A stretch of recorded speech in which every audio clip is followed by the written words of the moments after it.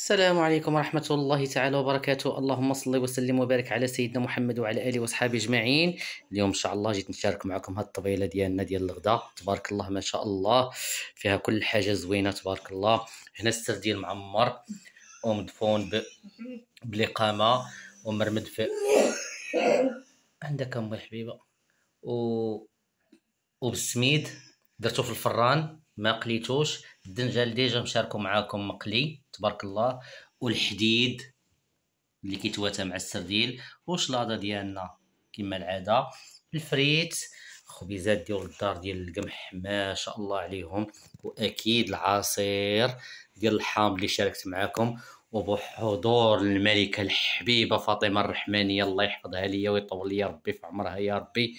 والله القسم والله القسم والله القسم والله القسم، الى الطبله مع الوالدين كتكون شي حاجه روعه، قسما بالله العلي العظيم وربي شاهد عليا، كتكون زاهيه وضاويه ما شاء الله ما شاء الله.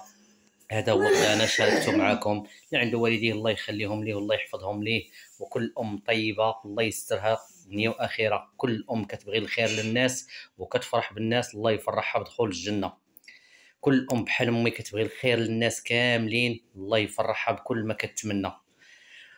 والحمد لله على كل حال، هذا هو غدانا كما كتشوفوا تبارك الله ما شاء الله، فيه كل حاجه زوينه تبارك الله. وانا هذا هو اللي كيعجبني بزاف، العصيرات الحامض طبيعي ما شاء الله. ما تنسونيش من اللايكات، جزاكم الله خير، من التعاليق الزوينه ديالكم، الله يكبر بكم والله يحفظكم جميعا، ونتلاقاو في شي فيديو عما قريب، والسلام عليكم ورحمه الله تعالى وبركاته. اللهم صل وسلم وبارك على سيدنا محمد وعلى اله وصحبه اجمعين.